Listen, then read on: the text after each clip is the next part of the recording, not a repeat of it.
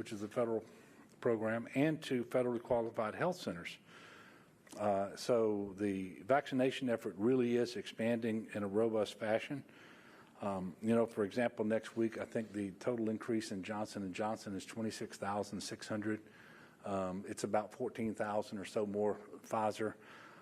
So in light of this news, I'm announcing today that beginning on Monday, March the 29th, COVID-19 vaccine eligibility will be open to everyone 16 and older. It doesn't matter about health condition, doesn't matter about occupation.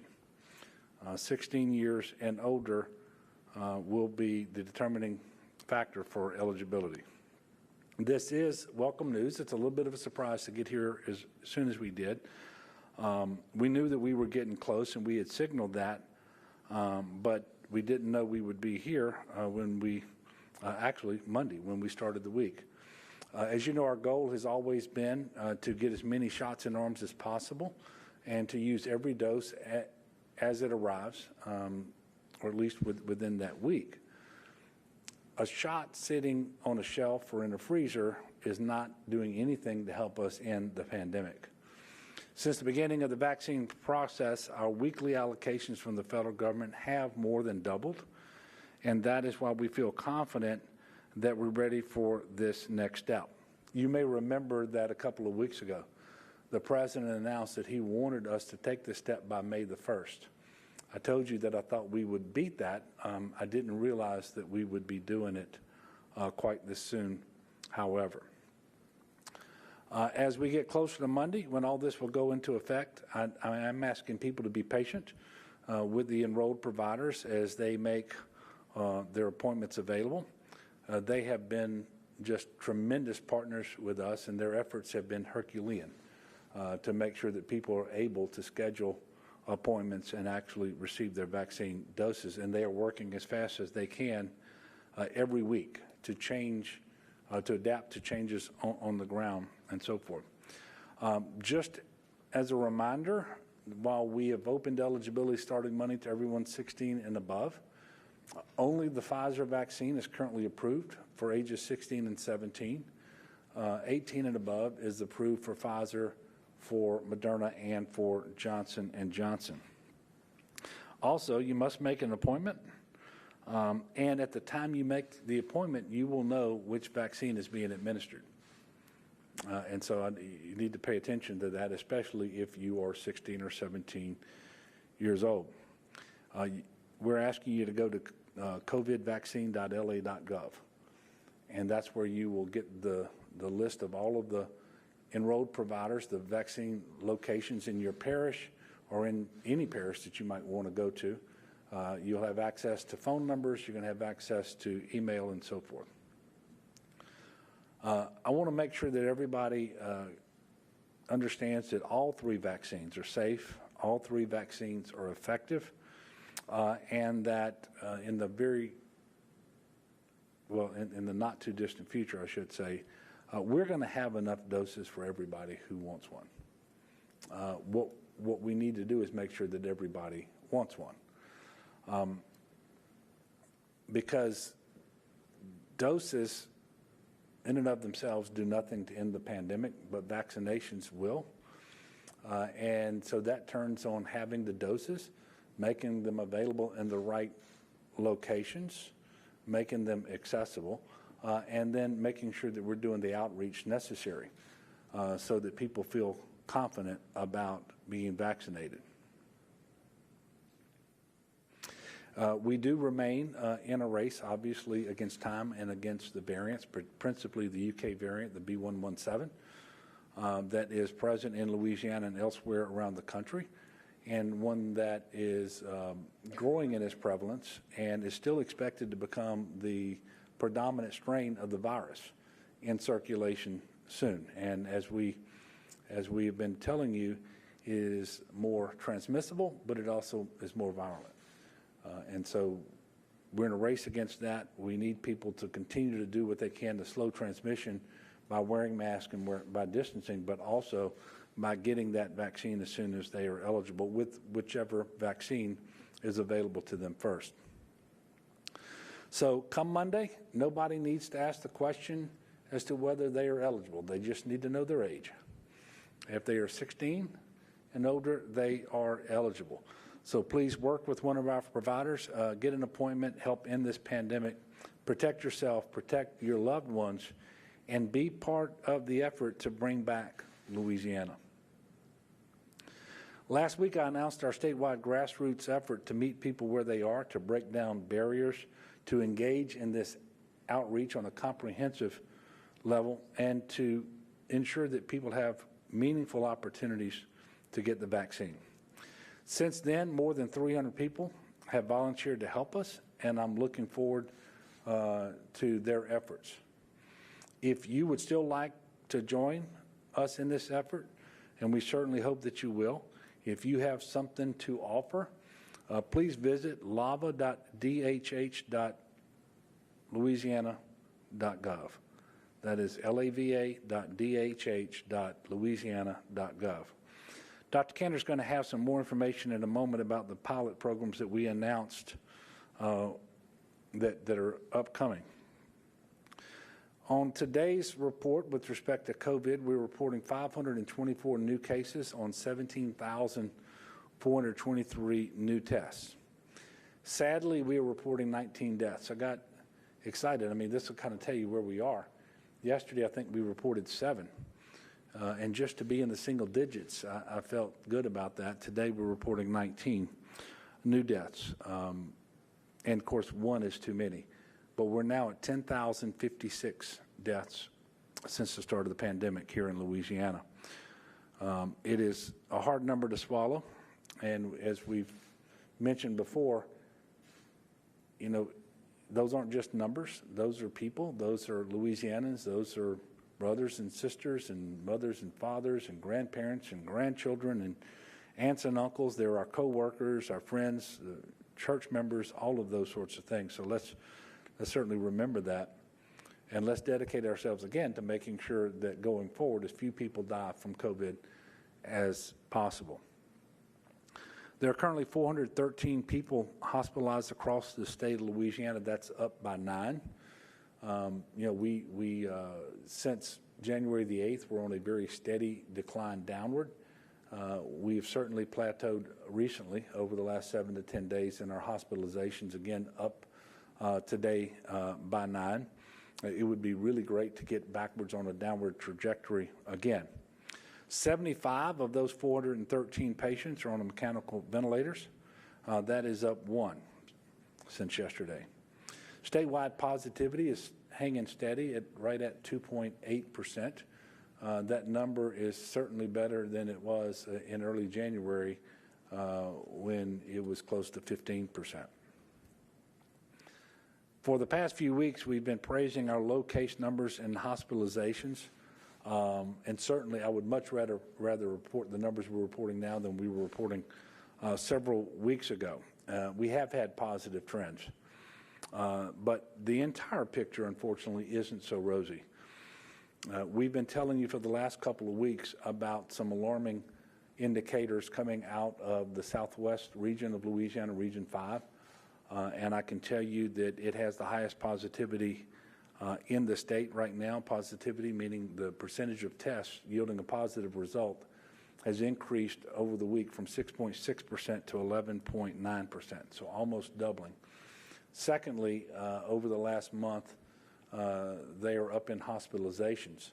There are 25 more people hospitalized over the last month in Region 5. And that is contrary to what's happening elsewhere in the state, where every other region is either declining or flat. And if you will remember, we told you that the number of cases confirmed and suspected of the UK variant were disproportionately in Region 5. And certainly we believe all of this is linked. And I don't want people who are not in Region 5 to breathe a sigh of relief and say, oh, well, that's down in the Lake Charles area. That's not the way pandemics work.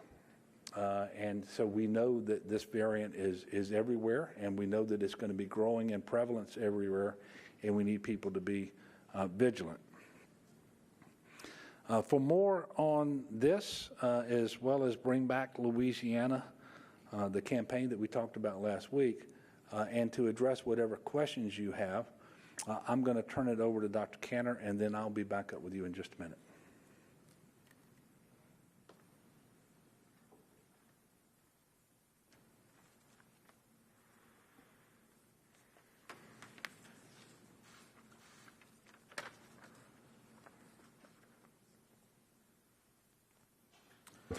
Thank you, Governor. Thank you for your leadership. Good afternoon, everyone. It's nice to be with you. I'll pick up right where the governor left off. Overall, the state's progress has stalled in terms of reducing transmission. We've made some really good progress over the past month and a half, and over the past week or two, it seems to have leveled off, which, you know, in listening to Dr. Fauci and other experts, oftentimes can be a warning sign that people need to be, you know, increasing their vigilance and being very careful. I have particular concern in Region 5, which is the Lake Charles area. And the governor mentioned percent positivity has increased, almost doubled, from 6.6 to 11.9%. They've been increasing in case incidents. That's the number of new COVID cases diagnosed day by day. That's been increasing for the past 5 weeks, fairly steadily. And it's tough because Region 5, the Lake Charles area, has had a really hard go of it this year. And the folks who live there have been through an awful lot.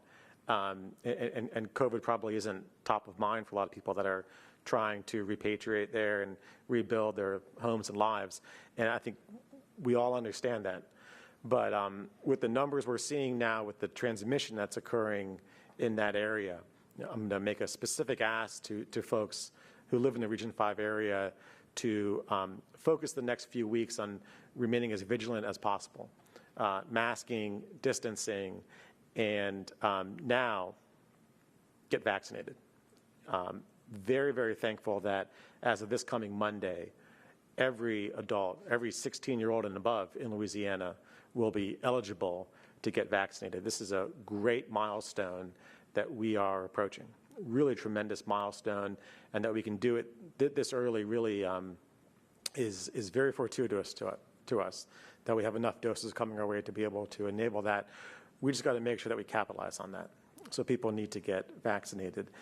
The variants continue to grow in Louisiana as they do across the country. So to date, on the B117 variant, that's the one that was first identified in the UK, we have 164 confirmed and presumed cases in the state.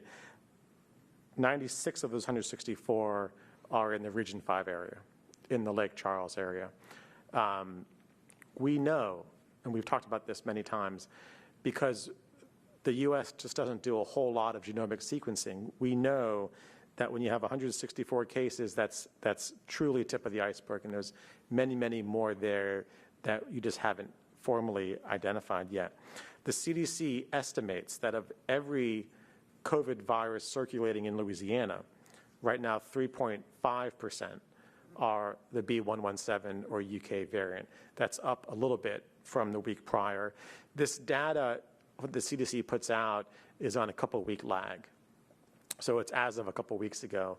Without question, that number, that 3.5%, is higher right now. I have absolutely no doubt in that.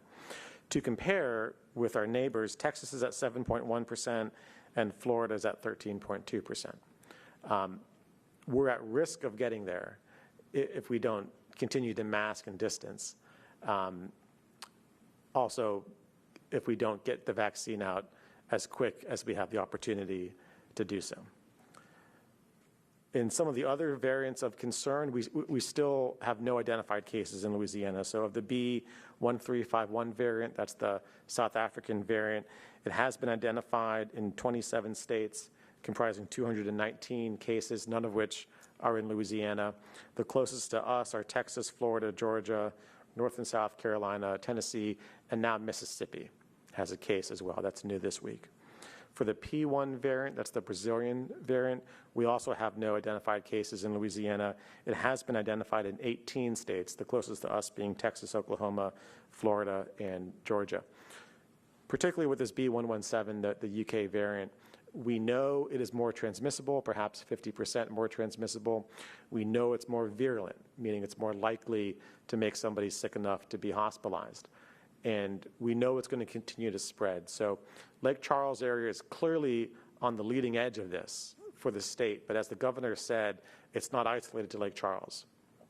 And if we're not careful over these next few weeks, and if we're not as aggressive as possible with vaccinations, the increases in Lake Charles are at risk of spreading throughout the state.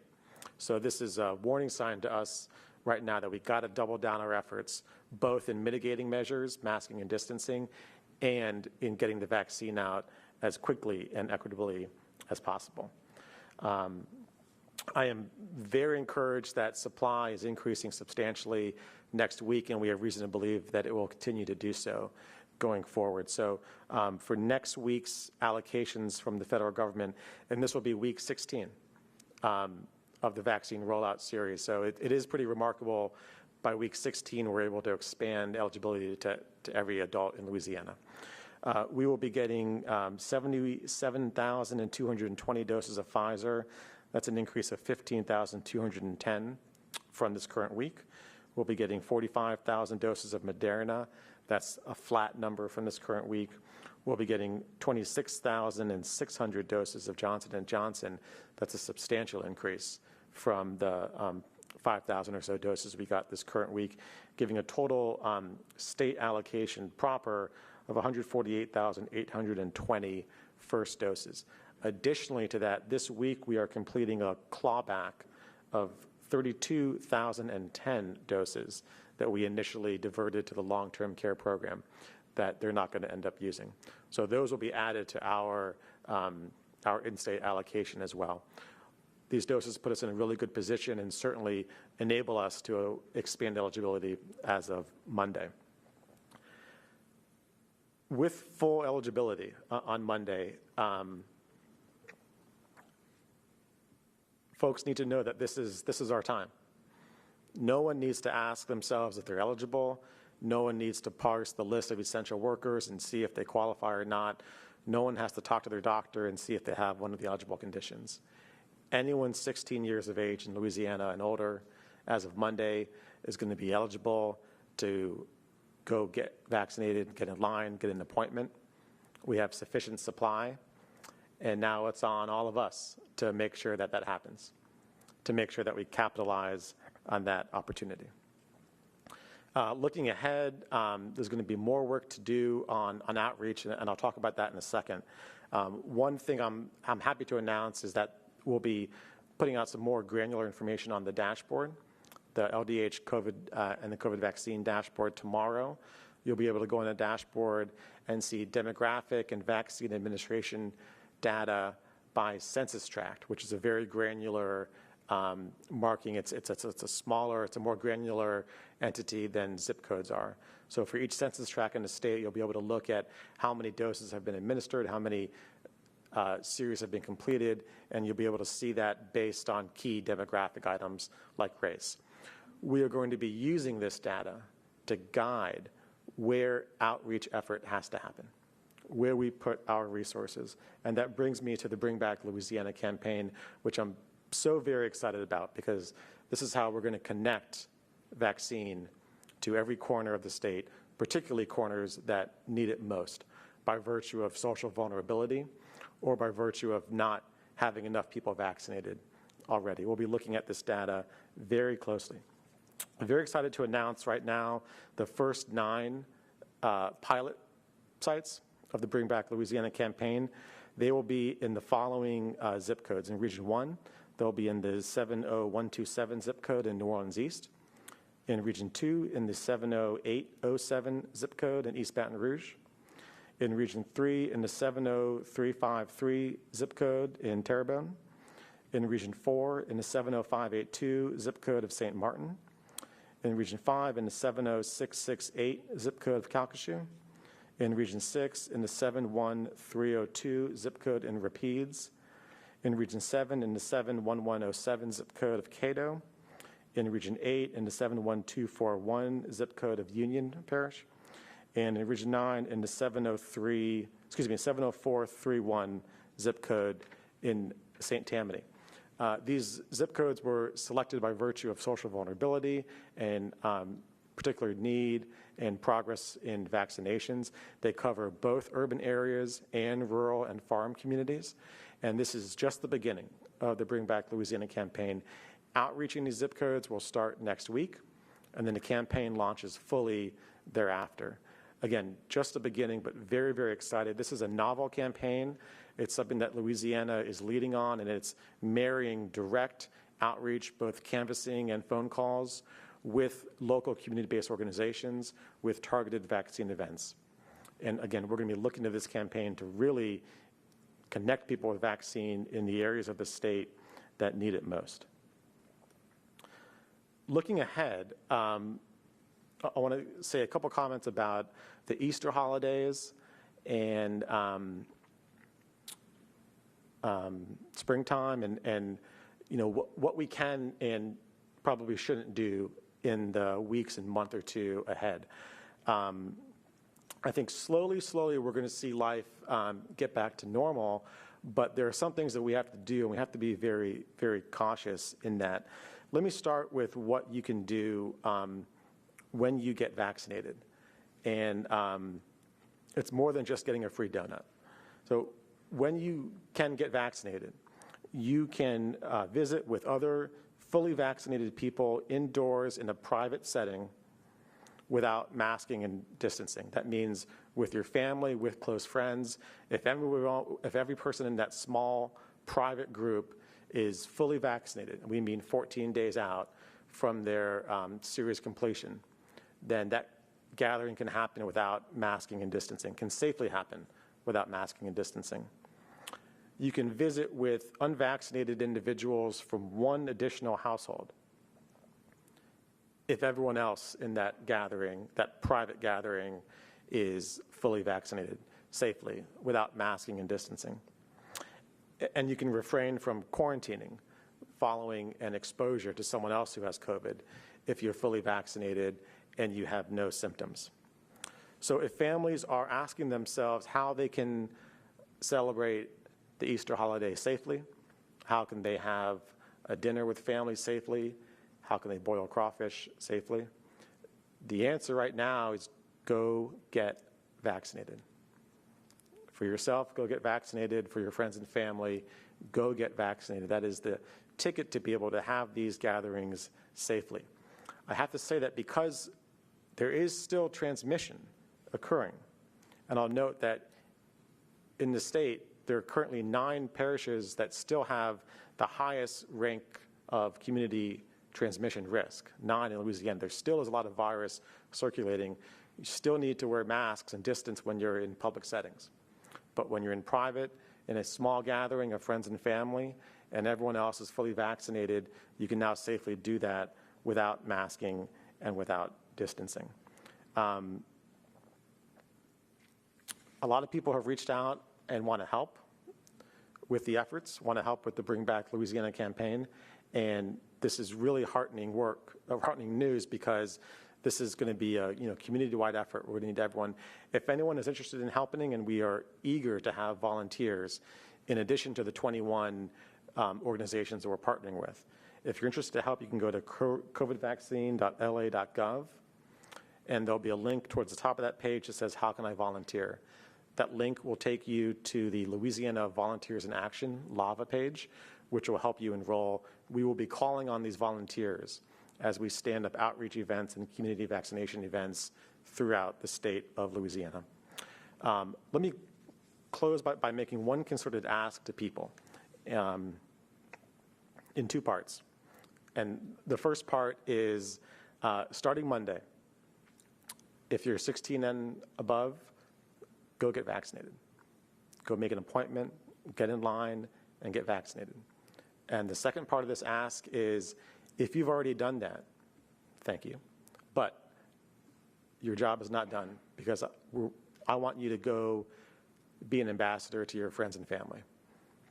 Get your parents vaccinated, get your siblings vaccinated, get your cousins vaccinated, get your friends vaccinated. Be an ambassador. That is how we are going to achieve herd immunity. I can tell you right now, 23.5% of the state's population has at least initiated a vaccine series. 13.8% has completed that series, and we can do better than that. So if you've already done it yourself, thank you. Go get your friends and family covered. Be happy to answer any questions. Yep, Sam. On the outreach campaign, I know part of this is you're targeting rural parishes, and these rural parishes seem to be lagging some of the more populated places in the share of population that's been vaccinated. And some of these people in these parishes have basically said that no matter how much outreach you do, a lot of this is just, it can be political beliefs or beliefs about healthcare, that they're just not going to get vaccinated ever. Do you still think that reaching herd immunity in each community is a realistic possibility or goal? I do. I do. I don't think that it's not no switch gets flipped when we reach herd immunity. And what I mean by that is I think there's tangible progress before we hit to that mark. And there's still some debate about what exact percentage coverage confers herd immunity. There is still significant progress that happens before we get that. But to the larger point of that question, I really do, and for a couple of reasons. Number one, the polling data is encouraging. And even in areas where there's less vaccine confidence, the trend is in the right direction. And it seems that as time goes on and more people get vaccinated and people know about that, vaccine confidence goes up. The other reason that I'm encouraged is when we talk to individuals, when we do focus groups, we actually don't hear a lot of, I'm not going to do it, period. We really don't. What we hear much more of is, I don't know. I'm unsure. I'm on the fence. I want to wait and see.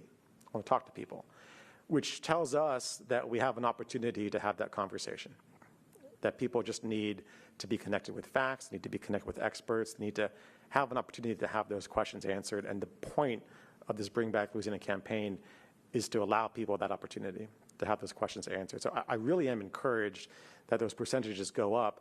I just know we have our work cut out for us to get there. Yep. So a big reason that you guys have expanded eligibility over the past few times is because you guys said that there are a lot of vaccines sitting on shelves and everything. So I was wondering if you had the numbers on hand for how many vaccines have gone to waste, not because of an outage or something like that, but just because a pharmacy or hospital just couldn't find enough people to administer it to, if any. Question being, how many have been wasted just by virtue of expiring? Exactly. I can probably get back to you on a number. I can tell you the total loss number right now is 1,946. That's of all doses, sent down to the state. I don't know offhand how many of those. Some number of those, I think it's a minority of those, were just expired because someone couldn't be found, but it's not the majority of that number. Yep, Melinda? To the point of, is herd immunity realistic? It seems like, okay, so y'all are clawing back 32,000 doses from the long-term care program, which seems to be because nursing home employees are not interested in using them. So isn't that an indicator that there is going to be a broader problem in reaching the large numbers that you need? We're already hearing about appointments that don't get filled. So I guess I'm wondering, how do you combat that in a way that gets you to herd immunity before the variant overtakes the available doses and it doesn't really matter anymore? Yeah, that really is the challenge that you articulated there. We and the governor said this last week, we're in a race against time right now. We're in a race to get vaccine out as quickly and equitably as possible because the variants are out there. What the clawback was from the long-term care, there really was, the feds did an estimate of how much they wanted to divert there. Some of the staff there got vaccinated through other avenues, not in the first round, but as time went on. So it really was an estimate. I don't view that as predictive of what's happening in the community. It also was the first few weeks. And vaccine confidence, has grown, not at the pace I would like it to, but it's certainly grown as the vaccine administration endeavor has gone on. So I really am encouraged that confidence continues to increase, that more and more people get vaccinated. I'm just not naive that it's going to happen automatically. I think it's very clear right now to us, and it should be clear to everyone, that there's going to be a lot of work that has to happen between now and then. A lot of outreach, a lot of connecting with people, meeting people where they're at, letting people have questions answered. We have the opportunity to do it. I mean, it's kind of within our hands right now. I really do think we'll get there. I just know it's going to be a lot of work to get there. Yep, Sam? It seems like demand and supply depends a lot on where you live. Are you guys seeing that maybe in Orleans Parish, there's still a ton of demand and long wait times, and then in some, maybe rural parts or even suburban areas outside of there, it's pretty easy to get a dose? It's pretty variable. Even in, Region 1 or Orleans has administered the most vaccines per capita right now, but even with that, it's relatively easy. You can get an appointment within a couple days' time. So I think in terms of, is this the right time to expand eligibility? I think it is, particularly with the increased doses coming down. I think there's no question that there's geographic variability right now in vaccine uptake, and you can go on the front page of the vaccine dashboard and see that pretty clearly. I mean, to me, that just means that we have an opportunity. We have more work to do. And again, the point of putting all that data out there is to know where we need to hone in with the outreach effort. Thank you.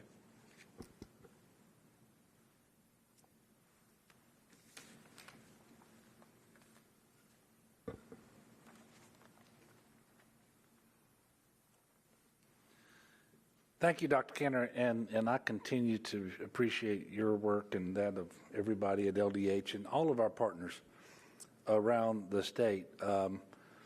This month we mark a full year in the battle against COVID-19, and there are a lot of heroes out there, but chief among them are our healthcare professionals, and I know that they're tired, and I know that they would very much appreciate putting this pandemic behind us so that they can go to work and experience some normalcy too. And we need to do that. And with respect to the questions around herd immunity, we've been saying for many months now that everybody has a role to play in slowing the transmission, flattening the curve, making sure they're protecting themselves and their neighbors and so forth. And until recently, that was principally directed at distancing and masking and washing your hands and staying home when you're sick. Everybody has a role to play now, and it's getting vaccinated. And that vaccine, starting Monday, will be available to everyone who is 16 and older. And so I'm asking people to do what is necessary, and don't sit back with the calculation, well, I'm just going to let other people be vaccinated so that at some point we get to this so-called herd immunity. Because if enough people take that approach, we're not going to get there. And secondly, when we do, it isn't like the coronavirus and COVID-19 are going to go away completely. That's not going to happen. And people who are not vaccinated are going to continue to be susceptible to contracting the disease, getting sick, being hospitalized, and dying. And so it really is counterproductive for people to talk about herd immunity in that fashion, as if we're just going to sit back and wait and let other people get vaccinated and we'll benefit from that. You're always going to be at greater risk if that's what you do.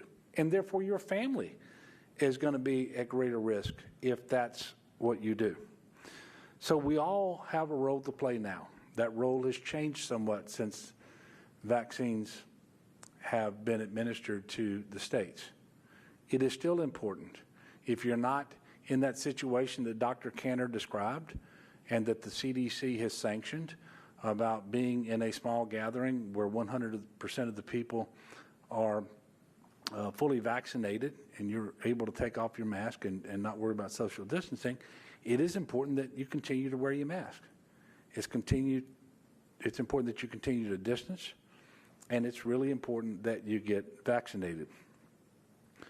Last week when I spoke, I was a day early, and I mentioned that the CDC had changed its guidance on the safe operation of schools with respect to students, social distancing at 6 feet, when they are all masked. And in fact, on Friday, they did what I mentioned, and that is reduce that to 3 feet.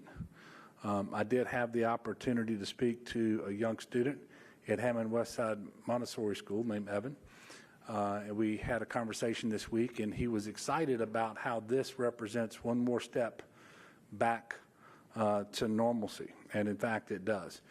And I envisioned that there would be many small steps that we take over time on our journey back to normal. I'll take questions in just a moment. I do want to talk a little bit about the weather. We've been under a flash flood and severe weather watch since Tuesday. That flash flood watch will remain in effect for all of southeast Louisiana through midnight on Thursday. Because of that, 2 testing sites are closed today. Those are the sites at Ilario and at Nichols. And the sites at UNO and Mahalia were delayed in opening. We're going to continue to keep the public updated on weather-related disruptions as it relates to testing. The good news thus far is that we have not experienced any weather-related deaths or injuries, haven't had power outages reported with this most recent weather either. But the ground is saturated. Quick bursts of heavy rain could cause additional flooding pretty quickly. And we know that winds can easily cause trees to fall onto houses and cars and power lines and so forth when the ground is saturated. The New Orleans region experienced street flooding yesterday and last night. Also, anywhere from 8 to 10 inches of rain fell in St. Charles, Lafourche, and Terrebonne parishes. 21 structures that we know of were flooded, the majority of which were in Lafourche. Damage assessments are underway. There are still multiple road closures in those parishes. In Lafourche, pumps are operational. Parish field offices have pre-filled sandbags for those residents who might need them. As the threat of more flash flooding continues, I cannot stress enough that if you see water on the road, please do not attempt to drive through it if you're not absolutely sure how deep it is and that you can safely navigate through it. And don't try to go around it. That's when you'll end up in a ditch. Turn around and go the other way as best you can. This is where many drownings occur historically, and we don't want that to happen. For real-time information on road closures, please go to 511la.org. There is also a slight risk for severe weather statewide, not just in southeast Louisiana. Potential impacts could include damaging wind gusts in excess of 60 miles per hour. Tornadoes are possible, as is hail. We encourage everyone to stay alert, heed instructions from your local officials and weather experts. Please keep your cell phones charged and on, because many times that's how you're going to get the last possible notice of an approaching tornado. Please make certain you have a game plan in place. You can always visit getagameplan.org for more information. Lastly, today is Equal Pay Day. I am supporting my red tie in support of equal pay. Louisiana, unfortunately, remains at the very bottom of the country when it comes to equal pay for women here who earn 72 cents on the dollar on average. And for women of color, the numbers are even worse. Black women earn 49 cents on the dollar. Latino women earn 53 cents on the dollar. We should all be outraged by this, and we need to fix it. And of course, we will once again present bills to the legislature in the upcoming session that will address this. And I am committed, as ever, to ending pay inequity. I know that when women succeed, Louisiana succeeds as well. So with that, I will take some questions. Yes, sir. Governor, obviously with no more expansions of eligibility really to be made, and with the supply versus demand issue quelled, at least for the time being, does combating hesitancy, which the state has done in some form, those whole 4 months, or nearly 4 months, does that really come to the forefront now that everybody's eligible, that hesitancy is the next chapter of this pandemic? Well, I think that's the right way to frame it. And of course, we've anticipated that we would get to this point at some time. And not just in Louisiana, but around the country, every state, and the federal government as well, all looking at plans to address this. And what we know is that people who remain hesitant today, they lack confidence, they really want to hear from someone in their community, perhaps a physician who is trusted, somebody who has credibility in talking about the importance of being vaccinated, that these vaccines are in fact safe, they are in fact effective, they're the only way to end the pandemic, that people will protect themselves and others by being vaccinated, and then have an opportunity to ask questions and receive answers to those questions. And then we know that confidence increases, hesitancy diminishes, and more people get vaccinated. So we always knew that we would reach a point where outreach was going to be critically important. We are just about there. In fact, you can see that our outreach efforts are reaching a new level, and you're going to see many more manifestations of this over the coming weeks and months, because we have to get people vaccinated. And I am not at all at the point where I believe that that we're going to fail to get enough people vaccinated. We just have some work to do. Like Dr. Cantor, every reliable survey indicates that confidence is growing over time, not as fast as we would like. Hesitancy is diminishing over time, again, not as fast as we would like. But from the very beginning, a relatively few people have been saying they will never get the vaccine. Most have said, we just don't want it now. And maybe they were saying that back in December and January. Well, now we're getting towards the end of March, about to be in April. They've had an opportunity now to see their friends and neighbors and relatives vaccinated in large numbers, and they can see the safety of the vaccine for themselves. And the efficacy numbers really should speak for themselves. The highest percentage of people anywhere vaccinated are nursing home residents. Nursing home cases are at an all-time low. The two things are related. The vaccine works. It confers immunity from COVID-19 on 95% of the people who get vaccinated, and it protects against hospitalization and death for 100%. So this is our way forward. Nothing that has developed was unanticipated. Nothing is overly troubling, but we just all have some work to do. But at the end of the day, nobody's going to be able to make that decision for you. And I'm talking to the people of Louisiana. I strongly encourage you to make this decision for yourself and reach out to your physician if you have questions. And then in the meantime, we're going to be trying to give you as much information as possible, and then to make available to you people who can answer your questions. Yes, sir? Governor, Louisiana's dropped to about 40th in the country in terms of the share of the population that's been vaccinated so far. Mm-hmm. Why do you think that is? Is that a lack of confidence that you've talked about? And if so, why are Louisianans less confident about the vaccine than some other states? No, I don't know. And there are different ways to measure that, and I'm not sure which measure you're looking at, and whether you're looking only at, for example, the vaccines that come to the state, or whether you're including the vaccines that the federal government is administering directly through the VA system, for example. But I'm not going to quibble with the number. We want more people to be vaccinated. The doses are here. We have all the enrolled partners that we need. There are vaccines available every day in every parish. There's appointments available. We just need to get people to be vaccinated. And we're going to do everything that we can to facilitate that. And we need people at the local level to do that as well. And certainly we were never going to be satisfied whether we were first in the country or 50th in the country with where we are. We always want to do better. Yes, ma'am.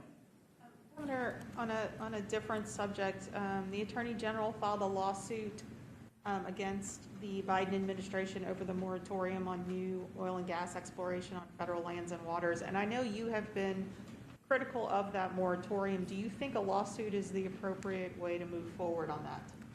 Well, I was told about the lawsuit just before walking in. I haven't had an opportunity to look at it, and certainly the Attorney General didn't call and discuss it with me.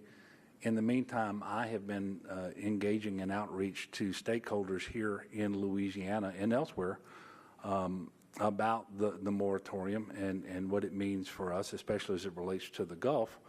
And then I've also been in conversations with various officials in the Biden administration, including earlier this week when I was elected chairman of the governor's group on the Outer Continental Shelf, and had an opportunity to speak to the director of BOEM about it.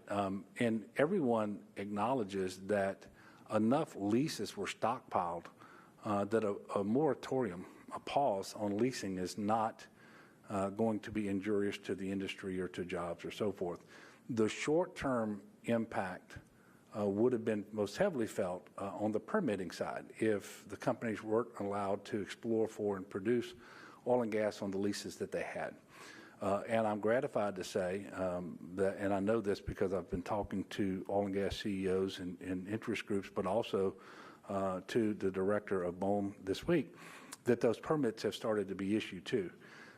So just as you're starting to have the communications get you to a point where you're feeling better about things and the permits are being issued, probably isn't the best time to file litigation, but obviously that's taken place. I haven't read it. All I'm going to tell you is I will continue to do the outreach that I've been engaged in with the Biden administration to make sure that they understand that the most carbon advantaged barrel of oil produced anywhere in the world is produced in the Gulf of Mexico.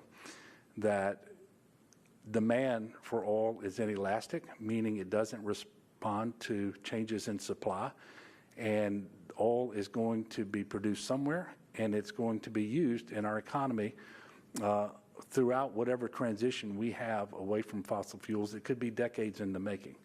And whatever time frame that is, we need to position Louisiana to take full advantage of the industry here in our state, but we also need to take advantage of the opportunity we have to develop investments in renewable energy and in that move away from fossil fuels, so that when, for example, we're going to be refining diesel out of things like corn and soybean and pine trees.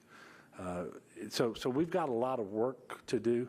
I don't know how this litigation that you referenced advances our goals, but we'll see. Yes, sir. Since last press conference, the Women's Select Committee said they were going to hold a second hearing on the LSU sexual assault cases. They said that if hired officials don't implement policies that automatically fire officials and faculty who don't report sexual assault or follow Title IX procedures. So I was wondering if that was something that you support, or your comment on that. Yeah, so I've actually had meetings this week with several groups of legislators, including 2 groups of legislators today, and had a discussion just before the press conference. I was on a Zoom call with a women's group as well, and announced that we will have, as part of our legislative package, a bill that addresses mandatory reporting on higher education campuses, identifies who the mandatory reporters are, and imposes on them, obviously, that obligation to report. And then, absent some very compelling reasons, any failure to discharge that obligation would result in termination. So that is something that we've already looked at and put into our legislative package, and we'll be asking the legislature to move that bill forward and to get it to my desk. Look, I want to thank you all for continuing to cover all of these things that are so important to the people of our state. And we are in a better place than we were just a few weeks ago, but there are some troubling signs out there, principally with respect to case growth and hospitalizations in Southwest Louisiana, the variant, which is obviously having an impact there, and we know elsewhere across the state. And as that strain of the virus grows in terms of its prevalence, we need to be making sure that more people are getting vaccinated as soon as possible. That is possible now for everyone 16 and older on Monday.